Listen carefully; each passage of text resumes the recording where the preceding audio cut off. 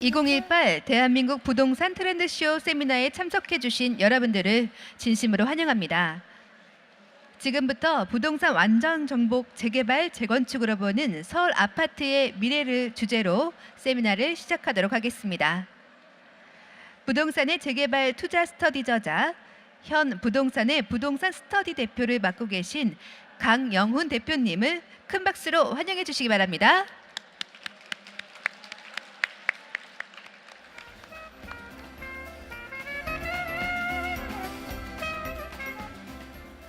안녕하세요.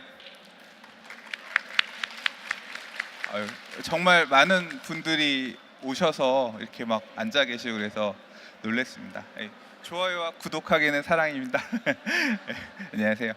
자, 오늘 저는 이제 이 재개발 재건축으로 생각해보는 서울 아파트의 미래라는 제목으로 강의를 준비했는데요.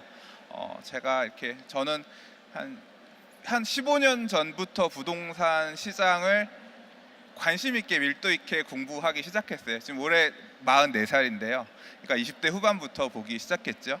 어떻게 시작을 하다 보니까 재개발 쪽을 중심으로 공부를 하다 보니까 계속 재개발 시장을 보게 됐고, 이제 공부해 오는 과정에서 또 여러분들께 드릴 수 있는 말씀이 있는 것 같아서 오늘 좀 그 얘기를 해보려고 합니다. 자, 안 들리세요? 안 들린다는데요? 좀 더 가까이, 네, 가까이 좀 들고 얘기를 해보겠습니다. 자, 이 8월 1일, 그러니까 8월 첫 번째 주 서울 아파트 매매 가격 지수 변동률인데요. 지금 빨간색이 굉장히 많이 오른 지역이고, 이제 노란색들도 보면 마이너스가 없이 다 플러스로 돌아서 집값이 굉장히 많이 오르고 있는 모습을 보이고 있습니다. 아파트가 엄청 오르고 있죠.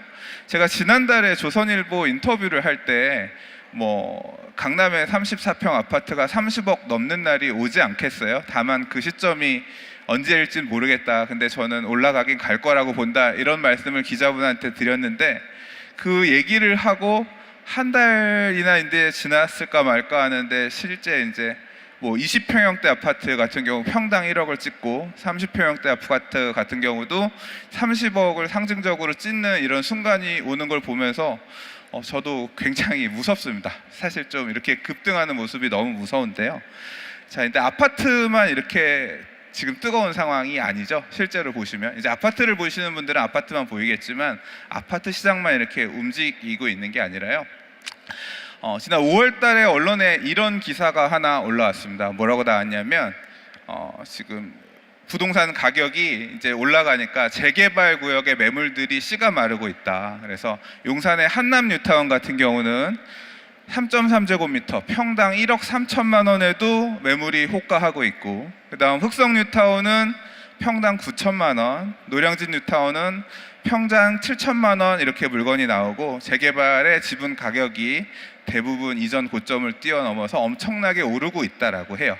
이게 5월 달 기사예요. 지금 8월이잖아요. 지금 얼마 할까요? 제가 최근에 흑성 뉴타운 같은 경우는 7평짜리 지분이 8억 원에 거래됐다는 얘기를 들었고요. 그럼 평당 1억이 넘죠. 그리고 한남 뉴타운 같은 경우도 어떤 부동산 사장님이 물건을 살려고 알아보는데 평당 1억 3천만 원, 1억 5천만 원에도 매물이 마땅한 게 좋은 게 없다라는 식으로 말씀하시더라고요. 재개발 구역들도 엄청나게 지금 뜨거운 상황인 것 같아요. 자, 조금 이해를 돕기 위해서 제가 거래 완료되었다고 나와 있는 서울의 여러 재개발 구역들의 프리미엄 수준들을 조금 조사해 봤는데요. 일단 좀 사이드, 서울 안에서도 이제 외곽 쪽에 있는데 먼저 볼게요. 여기는 응암 10구역이라고 하는 재개발 구역을 재개발해서 지어진 백년산 SK뷰 아이파크라고 하는 아파트입니다. 지금 공사하고 있어요. 여기가 조합원 분양가가 전용 59제곱미터니까 25평형인데요. 3억 1,780만 원에 분양했는데, 조합원 분양했는데 프리미엄이 2억 5천에, 그러니까 프리미엄이 2억 5천 붙었는데 거래가 됐대요. 자, 옆에 한번 또 볼게요. 이번에는 성북구인데요. 이제 성북구는 기름 뉴타운, 장위 뉴타운 이런 두 개의 뉴타운이 대장 지역인데, 이제 기름 뉴타운 확장 구역에 기름 2 확장구역 재개발에서 짓는 센터피스라는 아파트가 있어요. 여기 같은 경우는 조합원 분양가가 4억 5천만 원인데 프리미엄이 4억 2천만 원에서 8억 7천에 실거래가 됐다라는 얘기입니다. 프리미엄이 4억 2천이에요. 지금 실제로 물건 가서 보시면 4억 2천 이런 물건 없을 겁니다. 훨씬 더 호가는 높고 물건도 없어요. 자, 서대문구에 이번에는 통일로 따라 가다 보면 무학재 넘어서 홍제 2구역이라는 곳을 재개발해서 지은 이제 홍제원 아이파크라는 아파트가 있는데 여기는 조합원 분양가가 4억 8천이었는데 프리미엄이 4억 원입니다. 여기도 엄청나죠? 이번에는 조금 더 도심권에 가까운 곳으로 와볼게요. 마포구의 재개발 구역인데요. 신촌 그랑자이라는 아파트 지금 공사하고 있는 데입니다. 여기는 마포구 대흥 2구역을 재개발해서 지은 아파트인데요.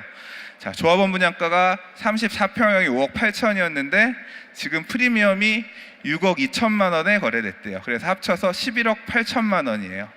이 프리미엄이 분양가보다 더 높은 단지가 나왔습니다.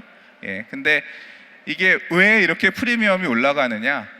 결국 재개발 구역도 인근의 아파트 가격들이 높게 거래되니까 이 인근에 보면 이제 신촌 그랑자 인근에 보면 마포구 아현 뉴타운이라 그래서 마포 레미안 푸르지오라든가 북아현 뉴타운의 이편한 세상 신촌과 같은 이제 지어진 새 아파트들, 그 지역의 아파트 가격을 견인차 역할을 해주고 있는 대표 아파트들이 있거든요. 그 아파트들이 11억 거래되다 12억, 13억, 14억 하면서 계속 고가 갱신을 하니까 그 인근에 새 아파트가 될 수 있는 재개발들도 프리미엄이 계속 올라가고 있는 상황인 거죠. 동작구도 한번 와서 볼게요. 여기는 흑석 뉴타운 흑석 7구역을 재개발해서 지은 아크로 리버하임이라는 아파트인데요. 여기는 59제곱미터, 그러니까 25평형이에요. 조합원 분양가가 4억 7,700만 원이었는데 프리미엄이 7억 7,300이에요. 놀랍죠? 합쳐서 12억 5천만 원입니다. 근데 이게 거래 완료된 거예요. 실제로 거래된 물건입니다. 프리미엄 수준이 어마어마하죠. 재개발 봤으니까 재건축도 한번 보도록 할게요. 강남의 재건축 아파트들 한번 보겠습니다. 서초에 반포한양 아파트를 재건축한 반포 레미안 아이파크라는 아파트가 있는데요. 여기는 조합원 분양가가 16억 원이었는데 프리미엄이 5억 5천만 원에서 21억 5천만 원에 실거래가 됐고요. 자, 요번에는 여기 지금 서초구로 좀 오타가 났는데 송파의 가락시형 아파트, 유명한 아파트죠. 가락시형 아파트를 재건축한 송파 헬리오시티 34평형 조합원 분양가가 8억 8천이었는데 프리미엄이 6억 2천에서 15억 원에 거래가 됐다는 얘기입니다. 보신 것처럼 프리미엄 수준들이 되게 높아요. 보면 서울 안에 지금 재개발 구역의 프리미엄들을 보면요, 정말 싸도 좀 정말 외곽에 있는 지역이라고 하더라도 프리미엄이 1억 원 넘고요. 초기 단계의 재개발 구역들도 약간 위치가 괜찮다라고 하면 2억대 프리미엄, 3억대 프리미엄들, 인기 지역으로 오게 되면 프리미엄이 4, 5억은 기본이고 6, 7억대까지 이렇게 지금 높은 프리미엄이 형성되고 있습니다. 자, 왜 이런 현상이 발생하고 있는 걸까?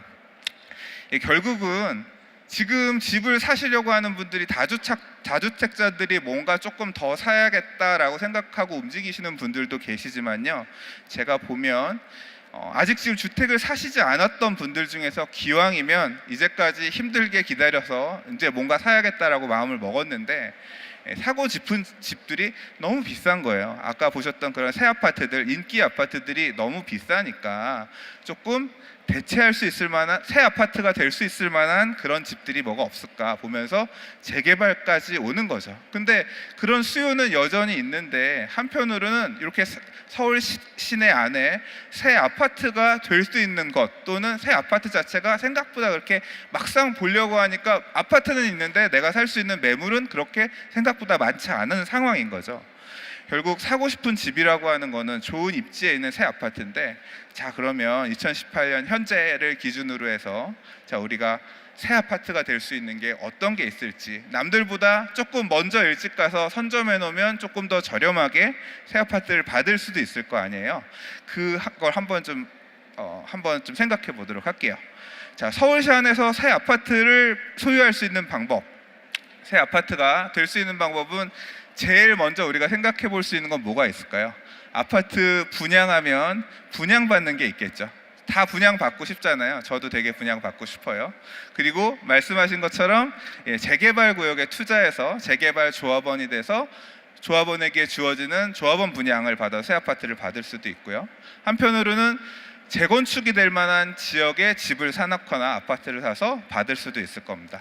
여러분들 만약에 세 개 중에서 아무거나 할 수 있다라고 하면 준다고 하면 어떤 게 제일 쉬우세요? 어떤 거 하고 싶으세요? 예? 재개발? 재건축?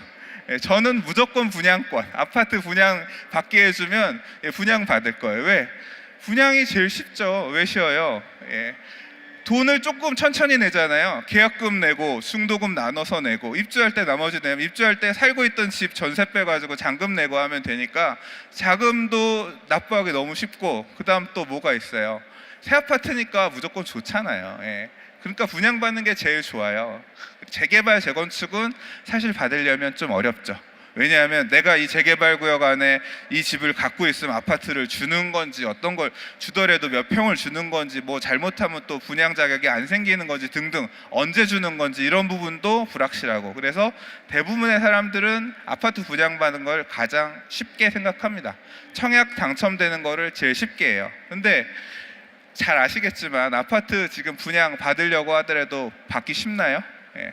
지금 서울시 같은 경우는 전역이 투기과열지구로 지정이 되어 있고요. 투기과열지구 내에서는 그것도 또 주택법을 바꿔가지고 국민주택 규모 이하, 그러니까 85제곱미터 이하, 20평형대, 30평형대 아파트까지는 청약 가점제 100% 적용이에요. 다시 말해서 청약 가점이 높은 사람이 우선적으로 아파트를 받고 가점이 낮은 사람은 아예 못 받는 형태로 청약 제도가 바뀌었거든요.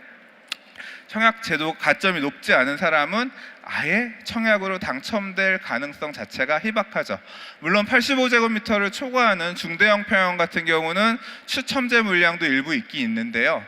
예, 그 추첨제 물량도 워낙 경쟁률이 높아서 실질적으로 받기는 굉장히 어려운 게 현실입니다.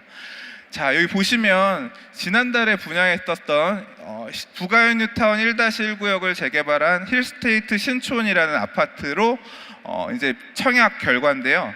청약 가점 커트라인이란 건 뭐냐면 요 점수 이상 되는 사람들이 분양을 받았다는 얘기예요. 보시면 66점, 68점, 67점, 59점, 55점 막 이렇게 있잖아요. 60점, 50몇 점 넘잖아요.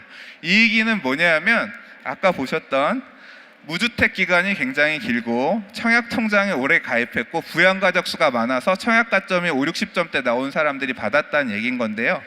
자, 여러분들 지금 집을 굉장히 사고 싶어서 발 동동 구리면서 사고 싶은 사람들 다수가 누구일까요?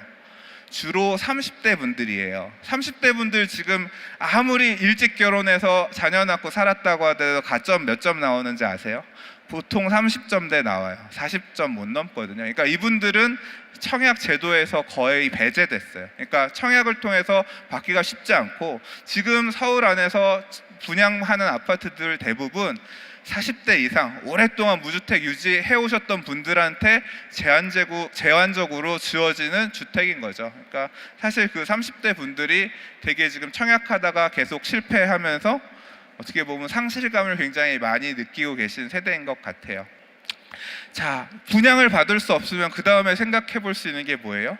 분양 받은 사람 거를 돈 주고 사면 되잖아요. 받았어? 그러면 내가 그래 새 집 좋은 거 알겠으니까 프리미엄 웃돈 얹어서 주고 살라고 해요. 그럼 한번 우리 사러 가볼게요.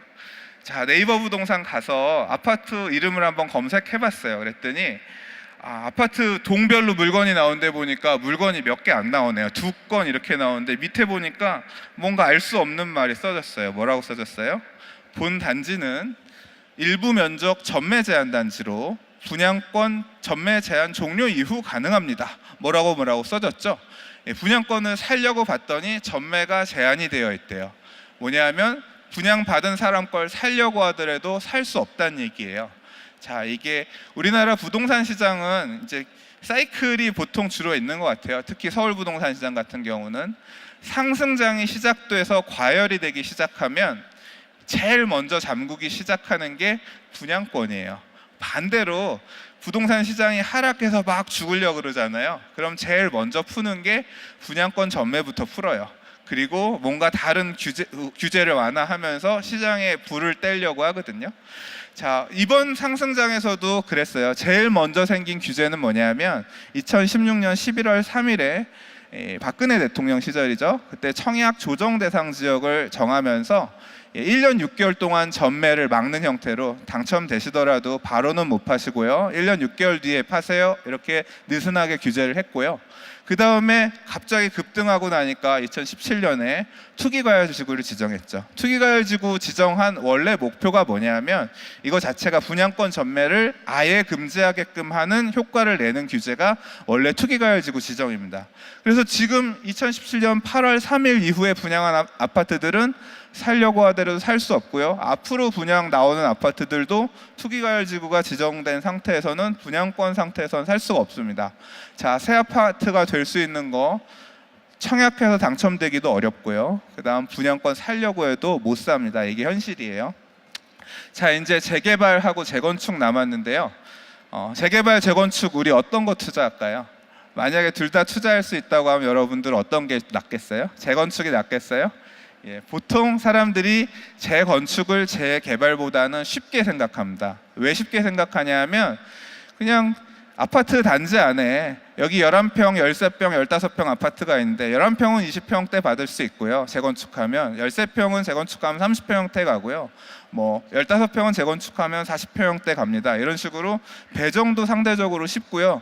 아예 조합에서 사업 추진할 때 사업 계산까지 해가지고 이거 가지고 얼마 더 내면 몇 평 받으실 수 있어요. 이런 식으로 분담금 내역서까지 초기 단계에서부터 다 주거든요. 그래서 사실 쉬운 편이에요. 재개발 같은 경우는 분양 자격도 재개발 구역 안에는 땅만 갖고 있는 사람, 건물만 갖고 있는 사람, 둘 다 갖고 있는 사람 등등 굉장히 소유 형태도 복잡해가지고 사실 재개발은 공부할 게 많거든요. 그래서 보통은 재건축을 사람들이 익숙하고 쉽게 생각합니다. 자, 그러면 2018년 현재 우리 이제 재건축 투자를 저랑 한번 같이 하기 위해서 보도록 할게요. 자, 재건축할 수 있는 건 크게 세 가지가 있습니다. 하나는 뭐냐면 단독주택 재건축이란 게 있어요. 단독주택 재건축. 단독주택을 재건축해서 아파트 짓는 그런 사업 형태가 있고요. 그리고 또 하나는 초기 단계의 노후 아파트를 사는 겁니다.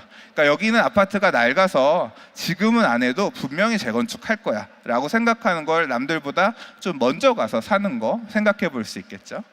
자, 80년대 아파트들 이런 것들 낡았으니까 곧 재건축하지 않겠어? 아직 추진 주체는 없지만 이런 게 이제 그런 걸 거고요. 그 다음에 재건축 사업이 진행 중인 뭐 조합을 설립하고서 어떻게 지을 거 등등 정해진 이제 이런 아파트도 생각해 볼 수 있겠습니다. 자, 단독주택 재건축을 한번 보도록 할게요.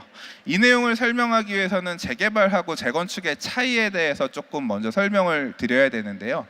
이게 재개발, 재건축이 비슷한 것 같지만 비슷한 부분도 있지만 사실은 굉장히 다릅니다. 어떤 부분에서 다르냐면요. 시작이 달라요.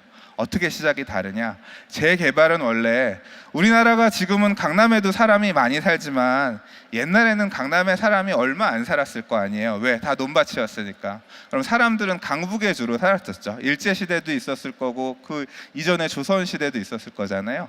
이 재개발 자체가 우리나라 법이 원래 일제시대 때 조선 총독부가 시가지를 정비하기 위해서 만들어놨던 령에서 이렇게 내려온 거래요. 다시 말해서 옛날에는 길도 지금처럼 넓지 않고 집도 좁고 그랬으니까 도시를 정비해야 되잖아요. 그런 과정에서 시작을 한 겁니다. 그러니까 도시를 정비하는 쪽에서 출발을 한 거예요. 근데 보니까 길도 좁은데 동네도 되게 낡은 거예요. 그러니까 그러면 동네도 낡았으니까 그 동네 집도 정비하시면서 길이라든가 이런 정비 기반 시설도 같이 정비하세요 라고 해서 출발한 게 재개발이에요. 그래서 재개발은 공공성이 되게 강하고요. 재건축은 뭐냐면 그런 길들은 되게 넓고 다 좋아요. 기반 시설은 다 좋은데 집만 낡은 거예요. 대표적인 게 아파트죠. 예를 들자면 강남구 대치동에 가면 음마아파트가 있는데 음마아파트는 오래됐죠. 70년대 지었으니까 낡았죠. 근데 그 주변에 도로가 좁나요? 기반 시설이 열악한 건 아니죠. 예, 요게 이제 재건축이에요. 그 안에 있는 주택의 형태가 공동주택이니까 공동주택 재건축이고요. 7, 80년대에 토지구획 정리 사업하면서 이런 식으로 잘 정리가 된 동네들이 생겼죠. 서초구 방배동 이런 데 가보시면 길들은 네모 반듯반듯하죠. 근데 집들은 주로 단독주택 형태로 있단 말이에요. 이런 데를 헐고 재건축을 통해서 아파트를 짓는 게 단독주택 재건축입니다. 이런 사업 방식이 있어요. 자, 이렇게 지어진 아파트들이 방배역 뒤에 가면 서리풀 재건축 사업을 통해서 지어진 서리풀 이편한 세상이나 아니면 뭐 신수 1구역 재건축에서 지은 신촌수 마이파크 지금 짓고 있는 거예요 등등 기반시설이 양호한 단독주택지의 노후한 주택들을 헐고 재건축 방식으로 정비하는 곳들이 있습니다. 자, 그럼 이런 단독주택 같은 거 지금 가서 사놓으면 단독주택 재건축으로 새 아파트 받을 수 있겠죠? 네. 자, 있겠죠? 네. 근데 사실은 이게 그러니까 지금 많은 분들이 이런 생각을 하시거든요. 노후한 주택지 가서 사놓으면 아파트 받을 수 있겠지라고 생각하시지만 단독주택 재건축 사업 방식은 2003년에 도시 및 주거환경 정비법이 만들어지고 서울시 같은 경우는 2006년에 재건축 기본계획을 수립하면서 재건축할 수 있는 데들을 받았어요. 그리고 2011년까지 이제 나중에 수정하면서 단독주택 재건축 사업할 수 있는 데들을 받아가지고 기본계획 안에 넣었는데요.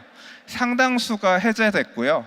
기존의 기본계획 안에 있는 데들은 지금 추진들 하고 있어요. 방배동 가면 그래서 뭐 방배 5구역, 방배 13구역, 방배 6구역 등등이 이런 기존에 있었던 기본계획에서 단독 재건축을 하고 있는 건데요.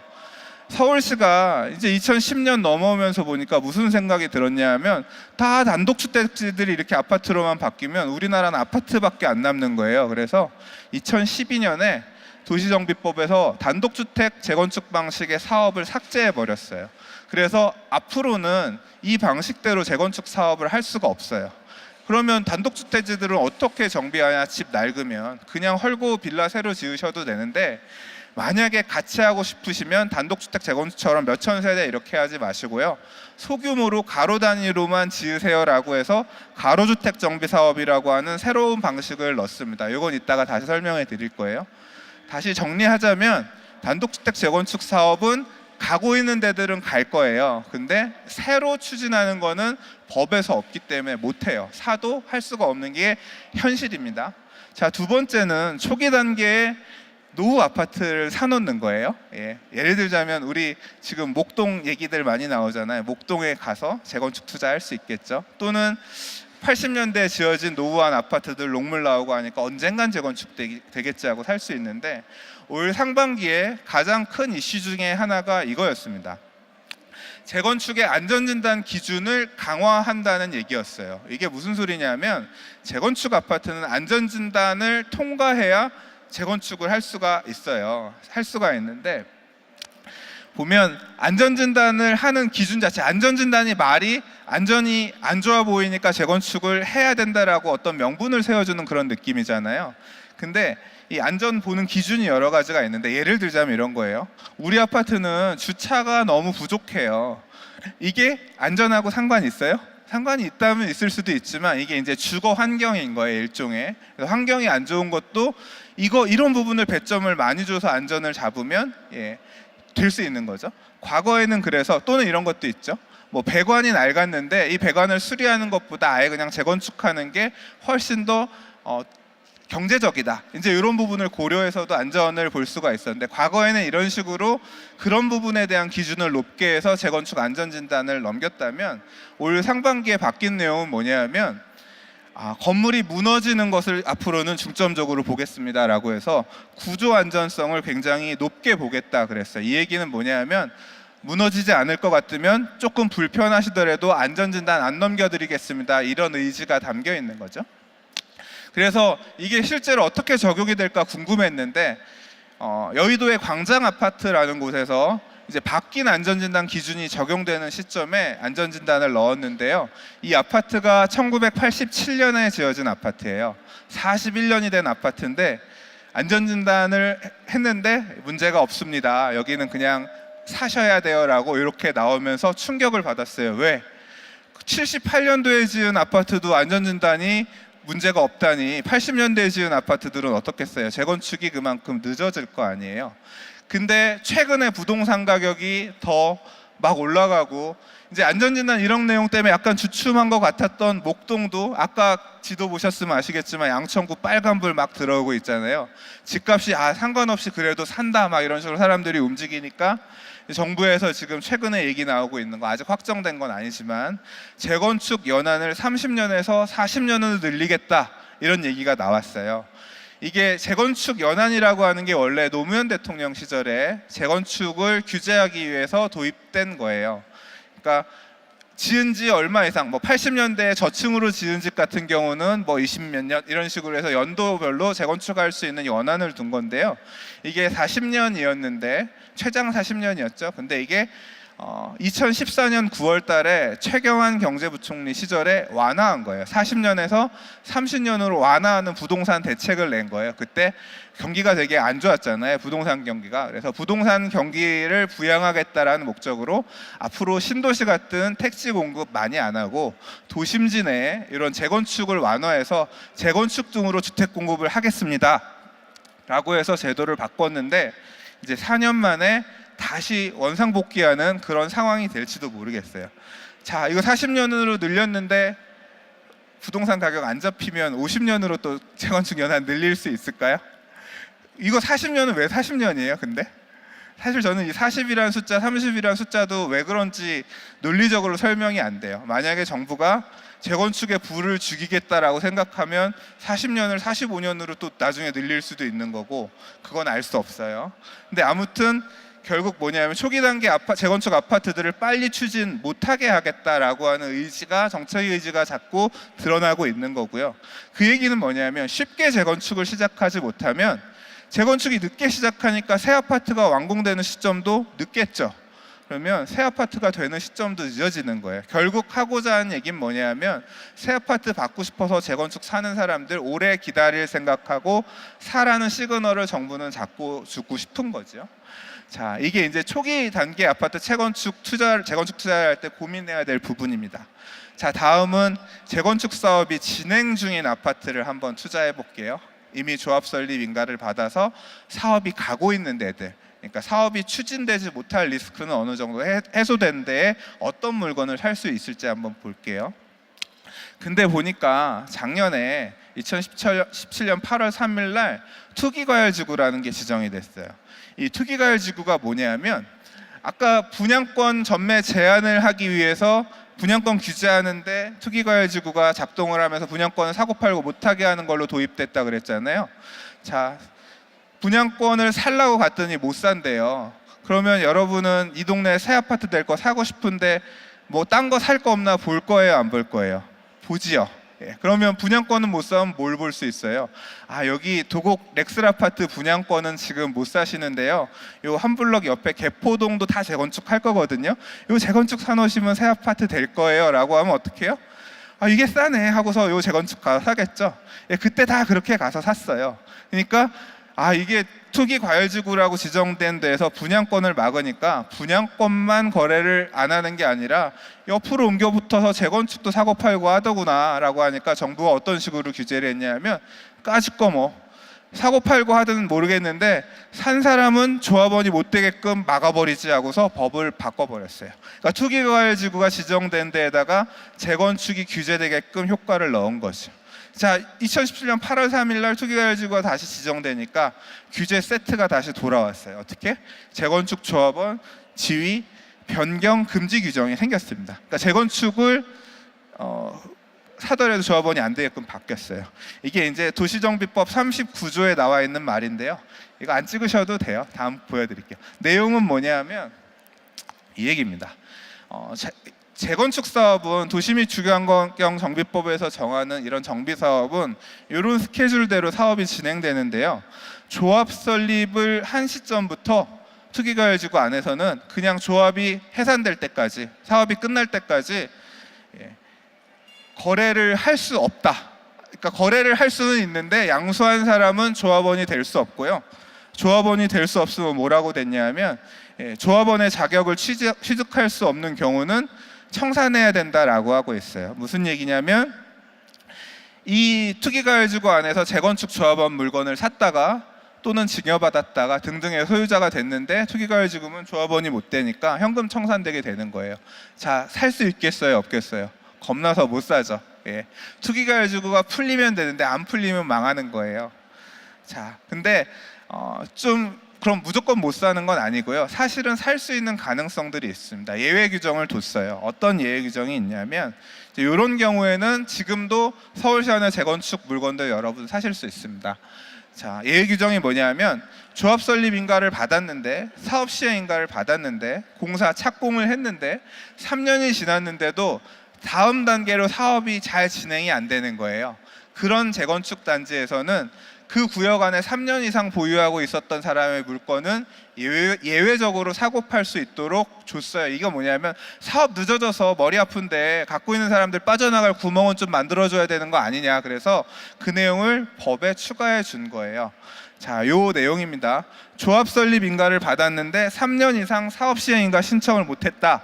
그러면 거기는 여러분들 가서 물건 살 수 있어요. 요거는 보통 그 재건축 단지를 거래하는 부동산 사장님한테 물어보면 잘 알아요. 왜냐하면 무조건 팔아야 그분들은 먹고 사는 거니까. 여기는 지금 요거에 따라 사고 팔 수 있어요. 조합이랑 얘기해서 아마 거래들 하고 있을 거예요.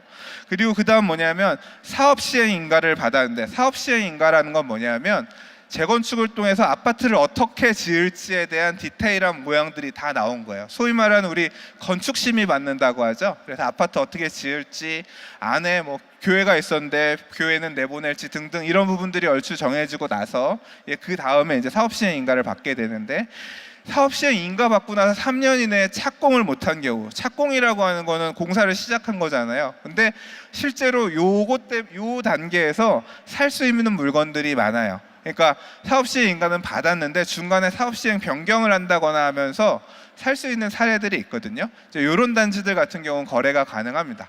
그 단지 안에서 3년 이상 보유한 사람의 물건들은 제한적으로 나올 수 있거든요. 이제 그런 물건은 사실 수 있어요. 그 다음에 이제 마지막은 착공을 했는데 3년 이상 준공을 못한데 공사가 지연되거나 이런 데 같은 경우도 제한적으로 살 수 있다 보시면 되겠습니다. 근데 물리적으로 살 수 있는 물건 전체가 이렇게 많지는 않겠죠. 예.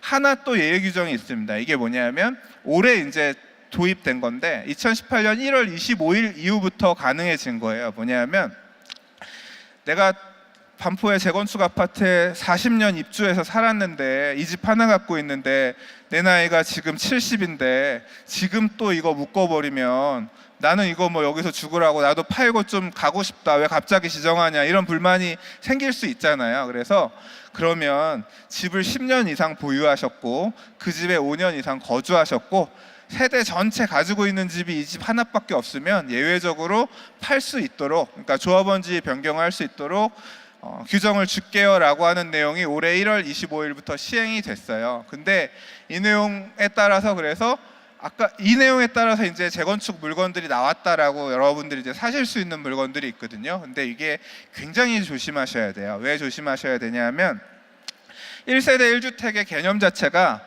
우리가 생각하는 1세대 1주택이 아니라 도시정비법 39조에서 말하고 있는 1세대 1주택 개념이라서 내용이 조금, 그러니까 세대원, 예를 들자면 저랑 와이프랑 따로 살아요. 세대 분리가 돼 있어요. 그러면 내 밑에 저희 자식들만 있으면 우리 세대원, 그래서 나랑 우리 애들 세대원은 1세대 1주택이다 라고 해서 만약에 그렇게 넣었잖아요. 그러면 안 돼요. 왜냐하면 배우자는 세대를 분리했어도 같은 세대로 보거든요. 또는 자녀가 지방에 어디 유학가에 있는데 직계 비속이 유학가에 있는데 마찬가지로 뭐 자녀한테 5년 전에 할아버지가 돌아가시면서 16분의 1로 상속해준 지분이 있다. 그럼 그것도 주택인 거예요. 그래서 이런 부분들을 꼼꼼하게 봐야 되는데 되게 어려워요. 무주택이라는 걸 증빙하는 게, 이걸 이제 주택이 없다라는 걸 확인하려면 이제 부동산 가서 확인하시면 이 국토부에서 이걸 내놓을 때 어떻게 하라 그랬냐면 지방세 납부 증명서를 통해서, 지방세라고 하는 건 집을 샀으면 취득세, 그 다음에 주택을 보유하고 있으면 재산세를 내잖아요. 이제 이거 가지고 확인을 해서 1주택이란 걸 확인하라고 했는데 우리가 이제 실무적으로 확인하기가 좀 어려운 부분 많이 있어요. 살 수는 있지만 굉장히 꼼꼼하게 검토하셔서 매수를 하시란 얘기예요. 자, 정리하면 그래요. 지금 추진하고 있는 재건축을 내가 투자하겠다라고 하면 살 수 있는 재건축 아파트도 그렇게 많지 않지만 예외 규정에 따라서 살 수 있는 매물도 많지 않아요. 이렇게 매물이 급격하게 줄어드니까 사실은 사고 싶은 수요는 있는데 사실 이렇게 가격이 더 급등하는, 이게 시장 왜곡이라고 하잖아요. 이제 그런 현상이 나타나고 있는 것 같습니다. 자, 정리하면 이렇습니다. 단독주택 재건축 사업은 앞으로 없기 때문에 막 가서 산다고 해서 재건축 되는 거 아니니까 조심하셔야 되고, 초기 단계의 노후 아파트 같은 경우는 정부가 부동산 시장을 안정화하기 위해서 이런 식으로 인위적으로 시작 자체를 규제하고 있기 때문에 만만치 않다라는 부분을 고려해야 된다는 거예요. 오래 걸릴 수 있다는 거 감안해야 된다는 거고요. 마지막으로 재건축 추진 중인 아파트는 살 수 있는 물건이 많지 않다, 이렇게 정리할 수 있겠습니다. 지금 우리가 재건축에 투자할 수 있는 가능성은 요게 다예요. 자, 근데 진짜 중요한 게 아직 하나 남았어요. 앞으로 시장을 지배할 만한 굉장히 큰 공포 중에 하나인데요, 바로 재건축 부담금입니다. 여러분들 재건축 부담금 아마 아직 크게 심각하게 생각 안 해보셨을 거예요. 왜냐하면 내본 사람이 없거든. 내본 사람이 없어서 이 문제를 별로 심각하게 생각 안 하시는데, 여기가 이제 반포 현대 아파트 사례인데요. 재건축 부담금을 납부하게 될 거다라고 했는데 조합에서는 한 800~900만 원 정도 저희는 계산해 보니까 나올 것 같아요라고 해서 이제 서초구청에다가 자료를 보내줬더니 서초구청에서 더 내셔야 될 것 같은데요라고 해서 결과적으로는 1억 한 3,500 정도 재건축 부담금을 내라고 통보를 했대요. 1억 3천, 이게 80세대짜리 아파트거든요. 100세대 정도 짓나 그런 걸까요? 세대수가 얼마 늘어나지 않는 나홀로 아파트 재건축 같은 그런 느낌의 소규모 재건축인데도 재건축 부담금을 꽤 많이 내라고 해서 사실 충격이었어요. 근데 이 내용이 나오고 나서 어떤 내용들이 이제 막 돌기 시작했냐면, 올해 1월 달에 국토부에서 이런 보도자료를 냈어요. 강남 4구에 아파트들을 가지고 재건축 부담금을 우리 국토부가 시뮬레이션 해봤더니 조합원당 평균 4억 4천만 원 정도 재건축 부담금을 내야 될 것으로 계산됩니다 라고 보도자료를 낸 거예요. 그래서 적게는 1억 6천에서 많게는 8억 4천까지 조합원 한 명당 재건축 부담금을 낼 것처럼 이렇게 얘기를 했습니다. 이 얘기는 뭐냐면, 앞으로 강남에서 재건축 추진하는 단지들은 이 정도 재건축 부담금 낼 각오하시고 사업하세요라는 형태로 일종의 경고를 준 거죠. 이 내용에 보면, 그 뒷부분에 보면 이런 얘기도 있습니다. 이렇게 받게 되는 재건축 부담금들은 어떻게 쓰겠냐고 했냐면, 광역 및 기초지자체와 도시정비기금에 전입되어 해당 지자체의 주거환경 개선 사업 등에 활용될 계획이라고 했죠. 재건축 부담금 걷어서 얼마 전에 박원순 시장님이 강북 우선 투자 전략이라고 해서 일요일 날 발표한 내용이 있는데요. 이제 강북 쪽에 있는 주거환경 개선 사업 같은 거 하는 데에 쓸 수 있는 재원으로 마련하겠다, 이런 얘기입니다. 이 재건축 부담금 자체가. 자, 이 재건축 부담금 문제는 앞으로 어떤 식으로 여러분한테 작동할 수 있냐면 이런 거예요. 제가 조합장이에요. 여러분들 아파트 갖고 있는데 꼬십니다. 선생님, 우리가 재건축을 하면요 1억 정도, 일반 분양 요만큼 하면 한 1억 정도 더 내시면 30평형대 아파트 받으실 수 있을 거예요. 우리 그러니까 재건축 조합 결성합시다라고 해서 동의서를 받아서 우리가 재건축 조합을 설립했어요. 그런데 갑자기 강남구 평균 4억 4천 추가 부담금이 갑자기 튀어나와요. 그러면 우리가 내야 될 돈은 5억 4천이 됐죠. 그럼 선생님 저를 욕하지 않겠어요? 야, 너 1억이면 된다 그랬는데 왜 5억 4천 내야 돼? 나는 5억 4천 죽어도 낼 돈 없어. 이렇게 생각하실 수 있겠죠. 사실 이렇게 해서 재건축 계속하자고 하면 30, 40대 분들은 재건축 아마 할 거예요. 돈 아예 대출 받아서 내고 나중에 집값이 그 이상 오를 거니까 재건축 그럼 그 돈 내고 합시다라고 젊은 분들은 앞으로 살 날이 창창하니까 우리도 새 아파트 살아봅시다, 이게 되는데요. 연세 있으신 분들 같은 경우는 사실 이게 쉽지 않아요. 노년에 4억 4천만 원 늘어나는 빚이 엄청 크게 느껴지시고요. 그냥 지금 사는 것도 그렇게 안 불편한데 하더라도 나중에 합시다, 이런 식으로 이제 그러니까 조합 내부 갈등들이 심해질 우려가 있어요. 네, 그래서 실제로도 지금 보면 이제 강남의 대치상형 2차 아파트가 여기 기사에서 나온 사례인데요. 보니까 조합에서 시공사 선정하면서 시공사랑 딜을 하는 내용 중에 이런 얘기가 나왔는데, 재건축 부담금 추정치가 만약 크게 나오면 재건축 사업을 연기하거나 중지하는 내용을 조합원 투표에 붙여서 하겠다. 다시 말해서 이 재건축 부담금이 합헌인지 위헌인지 등등을 따지고 나중에 봐서 이제 그런 부분이 정리가 되면 뒤늦게 재건축을 하자, 이런 니즈들이 재건축 사업 추진하고 있는 단지들 중에서 있는 거예요. 그래서 이 재건축 부담금 이슈는 뭐 언론에서도 그렇고 커뮤니티에서도 그렇고 이거는 100% 위헌이다 자신하는 사람들도 있지만 그거는 모르는 거죠. 가봐야 아는 거니까.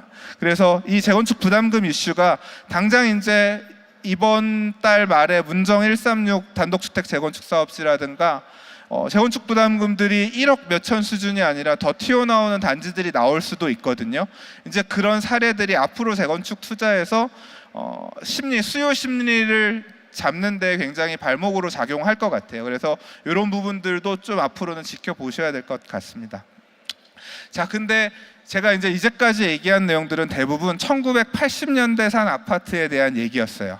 1980년대 산 아파트 재건축 끝나면 90년대 산 아파트들이 재건축을 해야겠죠. 대기하고 있어요. 자, 얘네들 재건축할 수 있는지 한번 볼게요.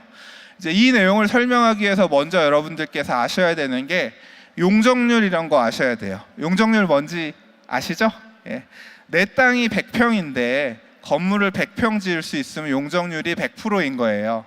내 땅이 100평인데 200평 지을 수 있으면 용적률이 200%인 거예요. 자, 아파트를 짓는 땅들은 서울시 안에서 2종 일반 주거지역 또는 3종 일반 주거지역이에요. 이거는 어디서 정하고 있냐면 국토의 계획 및 이용에 관한 법률에서 용도지역으로 정하고 있는데요. 자, 법에서는 용적률이 2종은 250%, 3종은 300%로 정하고 있어요. 근데 서울시는 50% 강화해서 50%씩 덜 주고 있거든요. 그래서 서울시는 250%까지 줄 수 있는데 3종 같은 경우에 300%잖아요. 그러니까 지금 서울시가 어떤 식으로 써먹고 있냐면 50% 나눠 먹자 해가지고 저기에다 임대아파트 지어서 임대아파트로 사가거나 아니면 이제 남는 거 일부는 조합이 가져가서 활용하는 형태로 그런 식으로 지금 용적률을 쓰고 있는데요. 자, 그러면 원래 90년대 산 아파트들이 재건축을 통해서 해야 되는데 원래 지어진 용적률이 얼마냐 좀 보도록 할게요. 이건 93년에 지은 대방동의 대림 아파트란 사례인데요. 여기 보면 용적률이 몇 퍼센트라 그랬냐면 273%라 그랬어요. 자, 여기가 3종 일반 주거 지역이에요. 그러니까 법상으로는 300, 서울시 기준은 250이죠. 딱 중간에 걸쳐 있죠. 여기 재건축 할 수 있을까요? 없을까요? 지금 270%인데 300% 받는다고 하면 할 수 있을 수도 있고 없을 수도 있어요. 저는 할 수 있을 거라고 생각해요. 왜냐하면 대방동 대림 아파트는 동작구에서 원래 대장 아파트였어요. 가장 가격을 리딩하는 아파트였고 실제로 보면 아파트가 중대형 평형 중심으로 되어 있어요. 그래서 50평형 이런 거 갖고 있는 사람이 재건축해서 나는 50평 안 받을래, 30평 받을래 이러면 대지분이 남잖아요. 그럼 50평, 20평 이런 30평, 20평 이런 식으로 나눠서 짓게 되면 일반 분양 여유분도 생기고 할 수 있거든요. 그래서 이런 데는 조합 의사에 따라서 또는 주민들 의사에 따라서 할 수도 있어요. 자, 다음 거 볼게요. 자, 여기는 이촌동에 있는 한 아파트인데요. 여기는 지금 용적률이 98년 1월에 입주한 아파트인데 용적률이 몇 프로예요? 424%라고 나오네요. 3종 일반 주거 지역이에요. 300%까지 지을 수 있어요. 할 수 있을까요? 자, 하나 더 볼게요. 여기는 강동구에 있는 한 아파트인데요. 여기 2000년에 지어진 아파트인데 용적률이 394%예요. 여기도 3종 일반 주거 지역이니까 300%까지 지을 수 있어요. 이 얘기는 뭐다? 여기 지금 재건축하려면 용적률이 400인 게 300으로 줄어야 되잖아요. 34평 갖고 있던 게 24평으로 내려가야 되고요. 일반 분양이 있어요? 없어요? 없지요. 예. 헐고 짓는 비용도 조합원들이 다 내야 돼요. 그러면 이런 식으로 설마 진짜 재건축 할 수 있을까요? 물론 뭐 원하면 할 수도 있겠지만 현실적으로는 되게 어렵겠죠. 자, 그리고 이제 그런 경우는 있습니다. 용적률이 크게 늘어나지 않더라도 새로 지어진 아파트가 굉장히 비싼 아파트 같은 경우는 할 수도 있어요. 예를 들어서 동네 집값이 되게 비싼 동네야. 그래서 용적률은 지어진 것도 되게 높지만 헐고 새 아파트만 되면 이 동네 새 아파트가 워낙 비싼 데기 때문에 공사비라고 하는 거는 인기 지역으로 가면 전체 집 분양가에서 굉장히 작은 금액을 차지하고요. 예를 들자면 강남에 지금 아파트 34평 분양하면 한 15억 정도 하잖아요. 그중에 공사비가 차지하는 부분이 4, 5억 정도 한다고 하면 실제 10억은 땅값이란 얘기잖아요. 그런 데는 할 수 있어요. 근데 반대로 이제 비인기 지역 같은 경우에 34평 아파트가 6억인데 건축비가 4억이면 땅값 개념이 2억이죠. 그런 데들 같은 경우는 사실 재건축 유인이 되게 줄어들겠죠. 그래서 지역에 따라서 차별화되면서 재건축 될 수 있는데 안 될 수도 있을 것 같아요. 자, 높은 재건축 부담금을 낼 수 있는 곳에서는 가능할 수도 있다. 우리가 생각해 볼 수 있는 예시 사례가 있습니다. 여기는 이촌동의 렉스 아파트라고 하는 데인데요. 원래 460세대짜리 아파트였어요. 그랬는데 보면 329% 용적률 받아시였죠. 원래 아파트 땅 중에서 25% 땅을 서울시가 뺏어가서 공원을 줬어요. 그래서 원래 땅이 뺏긴 대신에 기존에 있던 땅에다 용적률을 좀 더 주어서 졌습니다. 여기가 이제 오세훈 시장 시절에 한강 르네상스 프로젝트라 그래서 되게 혜택을 받아서 그 당시에 딱 여기 하나 이렇게 졌어요. 그래서 56층 200m 이상 최고층 한강변에 보면 우뚝 서순 그 아파트인데요. 여기가 460세대였는데 조합원이 이제 한 명 참여 안 한다 그랬어요. 그래서 여기가 어떻게 사업 계획을 세웠냐면 이렇게 아파트 460세대 헐고 50평형짜리 460세대 짓는데 정비 사업비를 계산해 봤더니 2010년도에 2,508억 정도가 든다 그랬어요. 근데 일반 분양이 한 명이 청산해서 자기 안 받겠다 그랬거든요. 그러니까 그 한 명 걸 팔면 17억 정도 수익이 들어온대요. 그 수익 빼고 나머지는 다 누가 낸다? 조합원이 낸다. 그래서 이 정비사업 계획 보시면 이게 그 당시 2010년 관리처분 자료에 나온 내용이에요. 2,491억은 조합원 부담금으로 내고 17억은 일반 분양 수익금으로 자금 조달하겠다 정비사업비. 이제 여러분들이 생각하는 말 그대로 일반 분양 없는 1:1 재건축을 하면 이런 관리처분 내역서를 받아보시게 될 거예요. 조합원 1인당 당시 돈으로 5억 4,300만 원씩 냈어요. 실제로는 입주할 때 가서 보니까 청산자가 좀 더 생겨서 일반 분양 개수는 몇 개 더 있긴 했는데요. 결국 조합원들 돈으로 헐고 새로 짓는데 이만큼 돈 낼 수 있는 사람들이 아파트 구성원들이 다 갖춰져 있는 단지라면 갈 수도 있겠죠. 제한적으로 간다는 이런 얘기입니다. 자, 정리하자면 90년대에 건축 어떤 그 기술이 좋아져서 용적률을 많이 지었던 아파트들, 또 특히나 90년대 같은 경우는 이제 88 올림픽 끝나고 나서 급격하게 부동산 상승하는 걸 막기 위해서 집을 막 때려 지었었잖아요. 분양가 규제도 세고 하고. 그래서 이때 이렇게 막 용적률을 높여서 지었던 아파트들은 현실적으로 리모델링밖에 할 수 없는 단지들이 대부분 많고요. 재건축을 통해서 완전히 개비되는 새 아파트는 굉장히 제한적으로밖에 나올 수가 없어요. 자, 그래서 아파트의 미래를 정리하면 이래요. 7, 80년대 아파트들은 우리가 아까 얘기했던 재건축 분담금이나 안전진단을 어떻게 할 거냐, 국토부가 룰을 어떻게 들 건지 이런 부분들이 해결되면 여기는 무조건 재건축 될 거라고 봐요. 사업 유인이 있으니까. 근데 90년대 초반 아파트는 아까 우리 용적률 봤죠. 보통 보면 230에서 270 이런 식으로 지은 데들이 많거든요. 얘네는 리모델링 하는 애, 재건축하는 애들 아마 갈릴 겁니다. 그리고 90년대 후반 이후 아파트들은 용적률들이 이미 꽉 차 있는 데들이 대부분이기 때문에 실제로 거의 리모델링 쪽으로 가고 일부 제한적으로나 재건축이 될 것 같아요. 이게 지금 서울시에 지어져 있는 아파트들의 현 상황입니다. 자, 앞으로 10년에서 15년 후에는 서울시에 재건축을 통해서 새 아파트를 공급할 수가 없겠다. 청약통장 갖고 있어도 청약받을 아파트가 15년 뒤에 있다 없다? 많지 않다. 자, 그러면 여기서 똑똑한 분들이시라면 이제 저한테 반론을 제기하실 거예요. 에이, 재건축만 있나 재개발로도 아파트 지을 수 있잖아 얘기하실 수 있겠죠? 그죠? 재개발로도 충분히 새 아파트를 공급할 수 있잖아요. 그렇잖아요. 그래서 재개발로 아파트 공급이 어떻게 될 수 있을지를 지금부터 저랑 한번 볼게요. 원래 이 재건축에 대한 규제가 많이 가고 나면 재개발은 항상 후회겠어요. 재개발이 어렵기 때문에. 그래서 맨 마지막에 재개발 붐이 왔는데 이번 텀에 보면 재개발 투자를 통해서 먹어본 분들이 많아서 굉장히 재개발도 빨리 움직여가지고 사실 시차를 두지 않고 재개발도 가격도 빨리 움직였거든요. 아까 프리미엄 본 것처럼.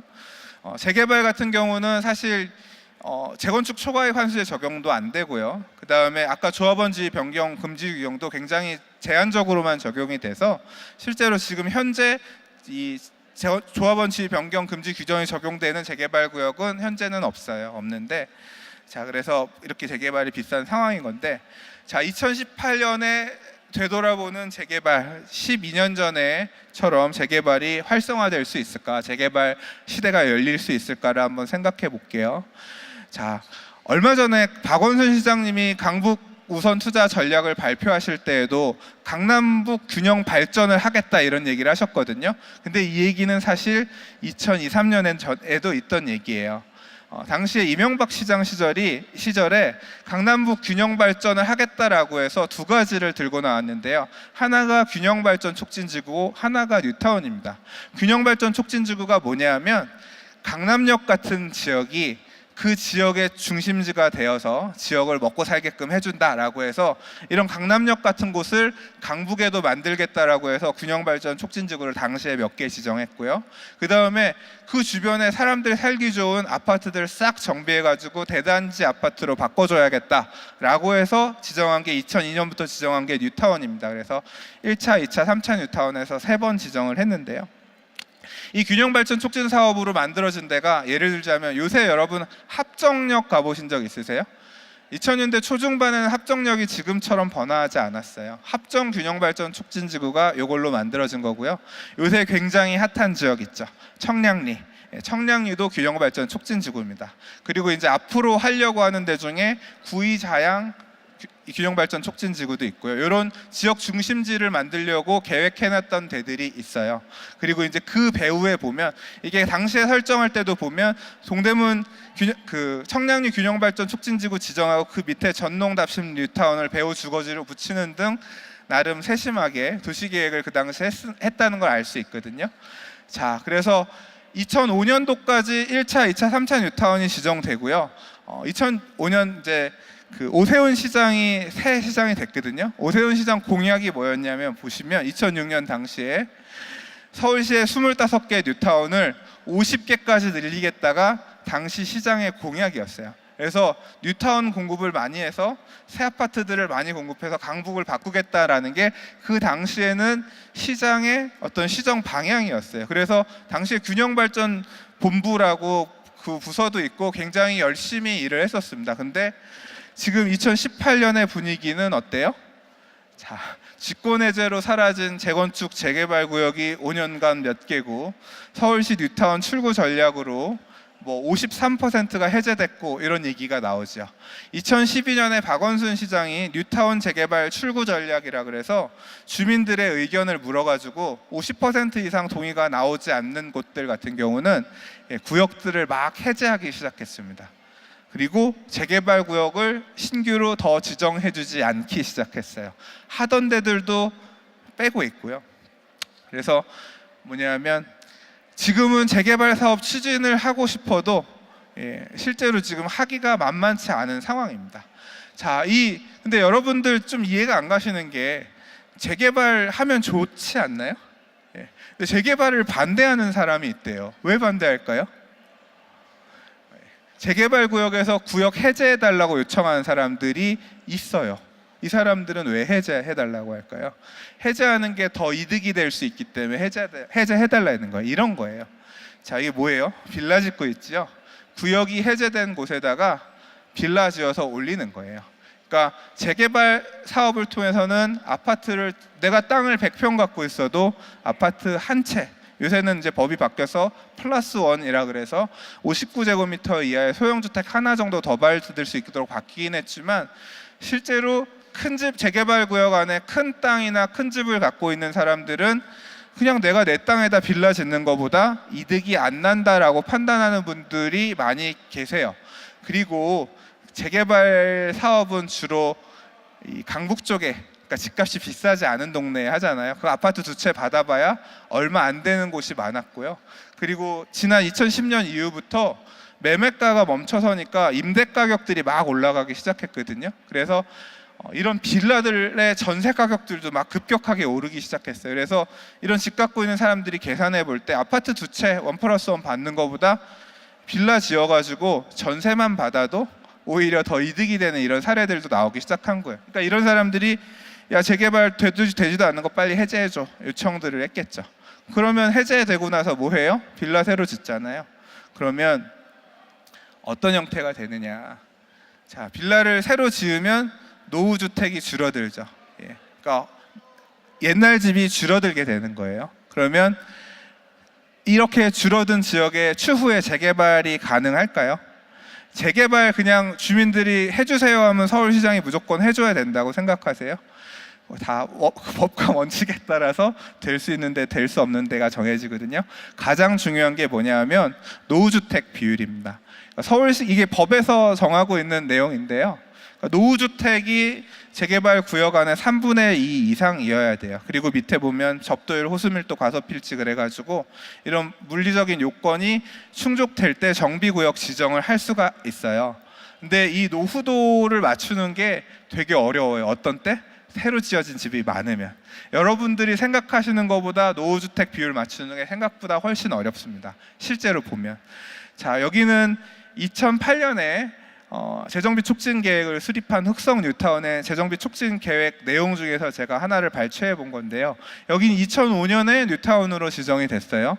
그래서 동작구청에서 열심히 재정비 촉진 계획을 수립했는데 보니까 중간에 보면 재개발 구역을 지정할 곳들이 있는데 보면 이상한 표현이 쓰여진 데가 있어요. 존치 정비구역, 존치 관리구역이라고 써졌죠. 밑에 보면 존치를 하겠대요. 재개발을 당장 해줘도 시원치 않을 판에 왜 존치를 해? 밑에 보면 뭐라고 써졌냐면 2010년 이후 촉진구역 지정이라고 돼 있죠. 2008년에는 촉진계획을 수립하려고 봤더니 노후도 등 재개발구역 지정을 해줄 수 있는 요건이 안 되니까 일단은 그냥 냅두고 새 집을 못 짓게 막겠다고 막은 거예요. 다음 거 보시면 더 황당할 건데요. 자, 여기도 똑같이 3차 뉴타운으로 지정됐었던 거여마천 뉴타운이에요. 거여마천 재정비 촉진 계획을 2008년에 수립하려고 봤더니 여기는 거여 2구역, 마천 1, 2, 3, 4구역이 있는데 거여 2구역만 구역 지정을 받을 수 있을 정도의 요건을 갖췄고요. 나머지 4개 구역은 2010년, 어떤 거는 2012년 가서 재개발 구역으로 바꿔서 하래요. 제가 당시에 이 지역에 투자해서 갖고 있던 분의 원망 섞인 전화를 들은 적이 있는데요. 2005년에 뉴타운 한다고 해서 샀는데 우리 구역은 2012년이나 돼야 정비구역 지정을 해줄 수 있다고 하니 6년 기다렸다가 그 다음에 하라고 하는 게 말이 되냐, 이 원망을 저한테 하시더라고요.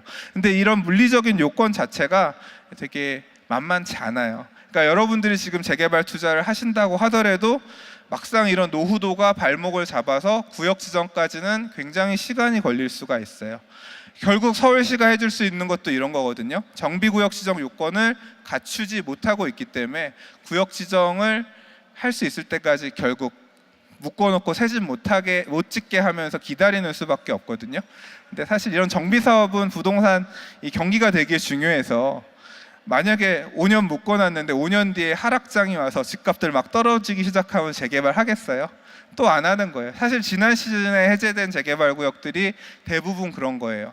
막 해달라고 해서 지정을 했는데 집값이 빠지고 재개발 사업에 투자했다가 추가 부담금 때문에 힘든 사람들 나오기 시작하니까 해제해달라고 오히려 요청했던 거거든요. 그래서 이제 지금 상황은 재개발에 대한 상황은 이렇습니다. 이렇게 노후주택들이 점차 줄어들고 자생적으로 정비가 되고 있고 한편으로 지금 정부가 밀고 있는 도시 정비 사업의 큰 틀은 뭐냐면 도시재생 뉴딜 사업이란 거예요. 근데 도시재생 사업은 원래 굉장히 큰 범주의 사업이에요. 우리가 지금까지 봤었던 재개발, 재건축, 도시환경 정비 사업, 주거환경 개선 사업 모든 게 이 도시재생 사업에 포함되어 있는 내용인데요. 근데 정부가 생각하고 있는 또는 서울시가 생각하고 있는 도시재생 사업은 방향이 이렇습니다. 이게 작년에 도시재생 뉴딜 사업 시범사업 선정할 때 국토부에서 발표했던 자료에서 발췌한 건데요. 자, 도시재생 뉴딜 사업은 대규모 철거 정비 방식이 아니라 소규모 생활 밀착형 사업을 중심으로 하겠다라고 했고요. 심지어는 이 내용에 뭐라 그랬냐면 도시재생 뉴딜 사업 정부가 돈 주겠다는 거거든요. 이거 갖고 올 때 재개발, 재건축과 같은 전면 철거형 정비 사업을 이 도시재생 사업 안에 포함해서 갖고 오면 거기는 지정 안 해주겠다 이런 식으로 해서 노골적으로 소규모 정비 사업을 가겠다라고 했거든요. 이 소규모 정비 사업이라고 하는 게 뭐냐면 올해 2월 달에 시행되기 시작한 빈집 및 소규모 주택 정비에 관한 특례법이라는 게 있어요. 이 법에서 정하고 있는 방식대로 사업을 하라는 건데, 빈집은 뭐냐면 서울은 이런 데가 별로 없지만 지방 같은 데 가면 비어 있는 집들이 있어요. 그러니까 도시가 쇠락해가지고 집이 변는데 새로 세입자가 안 들어와요. 가게가 변는데 안 들어와. 이거는 팔려고 시장에 내놔도 팔리지도 않는 거예요. 그래서 1년 이상 빈집들을 정부, 공공이 나서서 사주겠다고 하는 게 빈집인 거고요. 그 다음에 우리 같은 민간에서 할 수 있는 거는 소규모 주택 정비에 관한 특례법, 소규모 주택 정비 사업인데요. 이 사업에서는 세 가지 방식으로 사업을 할 수 있도록 하고 있습니다. 하나는 뭐냐면 자율주택 정비 사업이에요. 법에 정하고 있는 이 정의가 뭐냐면요, 단독주택 또는 다세대 주택을 짓거나 개량하는 사업이래요. 다시 말해서 자율주택 정비 사업으로는 뭐 짓는다고요? 단독주택이랑 다세대 주택 지을 수 있어요. 그다음에 가로주택 정비 사업, 소규모 재건축 사업이 있는데, 소규모 재건축 사업은 1만 제곱미터 이하에서 재건축하는 거예요. 자, 1만 제곱미터면 몇 평인지 아세요? 3,000평 정도예요. 그럼 3,000평이면 넓어요, 좁아요? 아파트 짓기에 좁아요. 얼마 안 넓어요. 가로주택 정비 사업 같은 경우도 1만 제곱미터 이하에서 조그맣게 하라는 얘기예요. 이건 법에서 층도 딱 정하고 있어요. 15층 이상 못 짓게끔 하고 있거든요. 근데 서울시 같은 경우는 이걸 갖다 더 강화해서 지금 뭐 중공업 지역 이런 데 아니고서는 7층 이하로 이런 식으로 강제하고 있거든요. 다시 말해서 가로주택 정비 사업으로 지을 수 있는 아파트보다 나홀로 아파트 같은 거 1, 200세대짜리 7층 이하. 자, 결론적으로 얘기하면 정부가 추진하고 있는 조시 재생 뉴딜 사업을 통해서 지어지는 아파트들은 대부분 이런 소규모 주택들 또는 빌라 다세대 이런 것들 중심으로 앞으로 새 주택들이 공급될 수 있을 거란 얘기예요. 자, 정리를 하자면 서울시는 있던 재개발 구역들도 해제하고 있고, 이미 그들 지역에 이런 신축 빌라들이 굉장히 많이 생겨서 신규 재개발 구역이 지정되려면은 상대적으로 쉽지 않다, 만만치 않다, 어렵다라는 얘기가 한 꼭지고요. 두 번째 꼭지는 그렇기 때문에 지금 사업이 가고 있는 재개발 구역에 집중을 해야 된다라는 게 포인트입니다. 그럼 지금 가고 있는 재개발 구역들 한번 좀 보도록 할게요. 이게 서울시는 서울시 클린업 시스템이라는 데가 있어서요. 제가 이제 이 클린업 시스템에서 추진하고 있는 추진지체가 있고 가고 있는 정비구역들을 다 정리를 해봤어요. 정리를 해봤는데 이 이 재개발 사업이 갈 수 있는 거는 일단 정비 예정 구역이라고 그래. 서울시가 정하고 있는 도시 주거환경 정비 기본 계획이라는 이 계획이 서 있어야 추진이 되거든요. 이걸 서울시장이 지정을 해주는 거예요. 자, 이게 2004년도에 처음 나왔어요, 재개발 부분은. 그리고 2010년하고 11년에 일부 몇 개 재개발 구역이 기본 계획 안에 포함됐는데 대부분 다 해제됐어요. 거기는 여기 처음 지정할 때 300개 조금 넘게 지정을 했는데요. 이들 중에 상당수는 재개발 사업 완료해서 아파트가 됐어요. 여러분들이 알고 있는 주변에 보이는 새 아파트들 중에 상당수가 이 기본 계획 안에 들어와 있던 데고요. 자, 그리고 또 하나 뭐가 있냐면 아까 얘기했던 이명박 시장 시절에 지정했던 2002년, 2003년, 2005년에 지정했던 뉴타운이 또 이 기본 계획이 되어져요. 이 뉴타운 기본 계획에 따라 재개발 갈 수 있는데, 그리고 제한적으로 별도로 지구 단위 계획 수립해서 재개발 가고 있는 지역이 일부 있습니다. 그 정도가 있는데요. 자, 일단 연도에 주목해 보세요. 얘가 언제라고요? 2004년이에요. 얘가 언제라고요? 2002년에서 2005년이요. 저도 재개발 투자자거든요. 2008년에 정비구역 지정을 받은 재개발 구역을 2010년에 샀어요.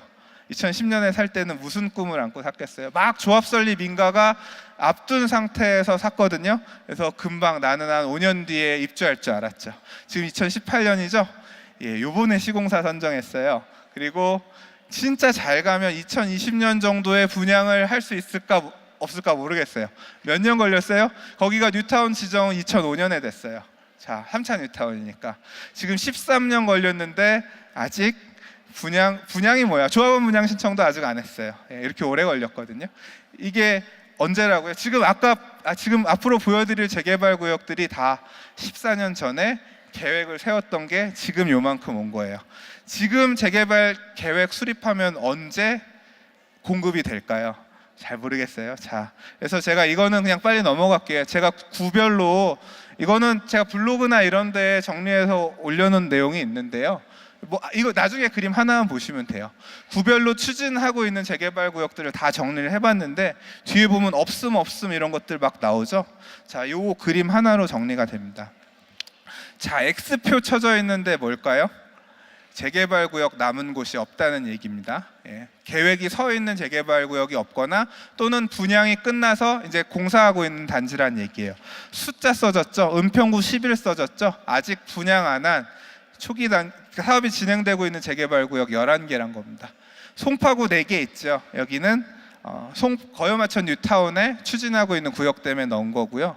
보면 구로구 하나, 양천구 5개, 영등포구, 이제 신길 뉴타운은 다 끝났으니까 보면 뉴타운이 2개 있는 구들 같은 경우는 좀 많아요. 동작구 같은 경우는 노량진 뉴타운, 그 다음에 흑성 뉴타운 이렇게 있어서 보면 이게 아까 그 계획을 세울 때 이 뉴타운을 지정하고 할 때 그 당시에 재개발에 대한 열망이 많았던 지역 주민들 같은 경우는 우리 재개발 할게요라고 추진 주체들이 있었기 때문에 이렇게 구역들이 많이 있는데요. 보면 실제로 이렇게 몇 개 안 남았어요. 실제 몇 개 안 남았죠. 이 얘기가 뭐냐면 여기에 지금 쓰여져 있는 숫자들 있죠. 이 숫자들이 여러분들이 앞으로 10년간 10년 정도 안에 서울시 안에서 재개발로 지어질 새 아파트 분양할 수 있는 물건의 개수예요. 이게 새 아파트 요 정도 나올 거란 얘기입니다. 얼마 안 많죠. 그러니까 재개발 사업을 통해서도 지어질 새 아파트가 생각보다 정말 얼마 안 남았어요. 아까 재건축은 80년대 애들 끝나면 90년대 애들도 별로 생각보다 없었죠. 리모델링도 수직 증축하면 수평 증축하면 일반 분양 몇 개 나올 수 있지만 물리적으로 그렇게 많지 않고요. 재개발도 거의 끝물입니다. 이제 서울시 안에서는. 제가 이 자료들을 정리하면서 느낀 게 뭐냐면 저는 초등학생 자녀가 둘이 있거든요. 6학년, 4학년 그래요. 그래서 애들한테 얘가 20살이 되면 세대 분리를 해서 청약 통장을 만들어주고 이런 것들을 한참 고민을 했었는데 이걸 보고 나니까 얘네는 나중에 청약하려고 하더라도 통장 쓸 데가 없겠구나. 우리 애들 다 사람들 많은데 이거 청약 통장 쓸 일이 없겠네. 이런 생각이 드는 거예요. 왜냐하면 청약 통장 있어봐야 서울시 안에 재개발 재건축으로 지어진 아파트의 숫자는 굉장히 제한적일 거고 수도권에 그린벨트 풀어서 짓는 이런 것들은 쓸 수 있겠지만 그때도 청약통장 무슨 무주택자는 많을 거잖아요. 그래서 참 그런 부분이 염려가 되더라고요. 자, 이제 지금 올 초만 하더라도 입주 물량 공포에 대한 어떤 그런 언론의 보도들이 많이 있었어요. 특히 이제 올해부터 2018, 19, 20 이때 가면서 지난 2, 3년간 엄청나게 분양했었던 서울시 안에 있는 아파트 분양 물량들이 들어오면서 입주 물량 쇼크 때문에 집값이 폭락할 수 있다 이런 걸 경고하는 기사들도 되게 많이 있었거든요. 그 내용도 맞을 수도 있어요. 근데 지금은 별로 귀에 와닿지 않죠. 왜냐하면 그때보다도 이미 엄청나게 폭등을 해버렸기 때문에 기사가 틀렸다 이런 얘기일 수 있지만 입주 물량이 많이 생기고 하면 영향을 받을 수도 있다고 개인적으로 생각합니다. 미래는 모르는 거니까. 근데 지금 보신 것처럼 2021년 이후 지금 지어지고 있는 애들의 사업이 마무리돼서 입주하는 물량이 끝나고 나면 보신 것처럼 극복 불가능한 심각한 신규주택 공급 절벽이 기다리고 있다는 게 사실상 서울 아파트의 미래라고 할 수 있습니다. 자, 재개발 또는 재건축으로 새 아파트를 공급하는 게 쉽지 않다면 어떻게 해야 될까? 이제까지는 이제 문제 제기였고 상황을 봤다고 하면 결론입니다. 제가 드리고 싶은 말씀 오늘의 마지막 얘기인데요. 집값이 앞으로 더 올라갈 수도 있고요. 더 떨어질 수도 있겠죠. 저는 그걸 볼 수 있는 인사이트는 없어요. 저는 많이 왔다고 생각하거든요. 근데 항상 사람들은 이 가격이 급등하는 거는 매수자가 공포에 떨 때 급등하고요. 반대로 매도자가 공포에 떨 때 급락하거든요. 그 공포의 몫이 어디까지일지는 저도 잘 모르겠어요. 그래서 상승장이 더 얼마나 깊이 더 급하게 갈지 끝날지 이런 부분은 잘 모르겠습니다. 잘 모르겠는데 만약에 하락장이 다시 오거나 한다고 하더라도 지금 이런 재개발 투자를 해서 갖고 있거나 재건축 아파트를 들고 있거나 하시는 분들 입장에서는 너무 겁먹지 마세요. 뭐냐면 여러분들이 갖고 계신 얘네들이 앞으로 20년 뒤, 30년 뒤, 40년 뒤, 50년 뒤에도 서울에서 다들 우리 경제 생활하고 살 거잖아요. 그 사람들이 들어가서 제일 살고 싶은 그런 아파트가 될 거고요. 걔네들이 계속 다시 리모델링을 하든 다시 고쳐 쓰든 하면서 지역에 어떤 인기 아파트를 계속 자리매김할 겁니다. 그렇기 때문에 그런 시장이 오더라도 버텨라. 제가 드리고 싶은 말씀은 그겁니다. 그러니까 재건축 부담금 이런 이슈가 나오고 하더라도 그걸 극복하고 지나면 걔네가 최고를 계속 수성할 겁니다. 그게 첫 번째고요. 두 번째는 뭐냐면 제가 좀 주목하고 싶은 부분은 이건데요. 이게 아까 제가 90년대 아파트까지 얘기했고 2000년대 아파트는 얘기를 안 했어요. 왜 안 했냐면 2000년대 아파트가 90년대 아파트보다 더 좋아요. 어떤 측면에서 좋냐면 90년대는 분양가 규제를 되게 빡세게 했어요. 얼마 이상 분양 못하게끔 콱 찍어 눌렀거든요. 그러니까 아파트를 당시에는 찍어 눌렀어요. 그러니까 분양가를 싸게 하라고 하니까 집을 대충 졌어요. 그래서 90년대 산 지어진 아파트들 보면 지하 주차장 딱 가서 차 대고 집에 오려면 어떻게 가야 돼요? 계단 올라와서 아파트 1층 가야지 엘리베이터 있죠. 근데 2000년대 산 아파트들 어때요? 그래서 2000년대 산 아파트들부터는 지하까지 주차장 연결하고 단지 안에 1층에 주차장을 안 짓고 공원을 짓기 시작했고 우리 아파트는 피트니스 센터도 있어요. 독서실도 있어요 하면서 입주민 커뮤니티 센터들이 생기기 시작했죠. 다시 말해서 주거의 질이 바뀌기 시작하면서 지어진 아파트들이 2000년대 초반 아파트들부터고요. 그리고 이 아파트들에 보시면 용적률 관리도 되어 있어요.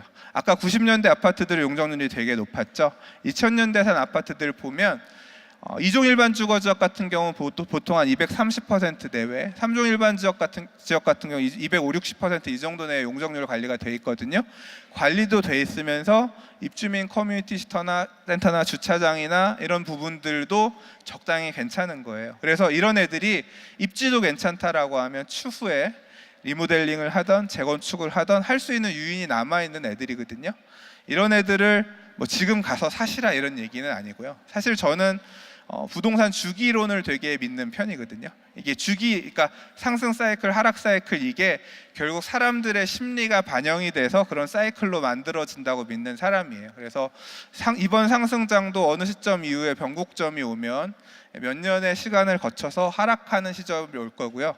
여러분들도 이제 집은 사는 것이 아니야 사는 곳이다 이런 생각이 들면서 전세 가야지 요새 누가 집을 사냐 이제 이런 마인드로 집을 안 사는 다시 이제 어떤 부동산 시장에 대한 패배론적인 시각이 도래하는 시절이 올 수도 있다고 생각합니다. 저도 2000년대 초중반의 상승장을 보면서 아파트 미분양 난 거 사면 양도소득세 면제해주는 아파트가 다시 나올 거라고 상상도 못했거든요. 근데 2013년 가니까 다시 나오더라고요. 이제 그런 시장이 다시 올 수도 있는데요.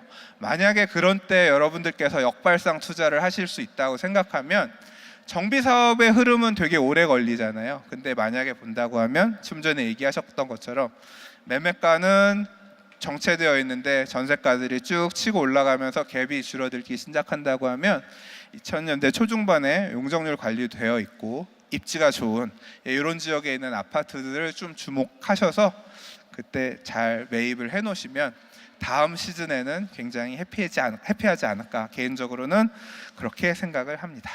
자, 긴 시간 동안 제가 서울 아파트의 미래에 대한 얘기로 말씀을 드렸습니다. 자, 감사합니다.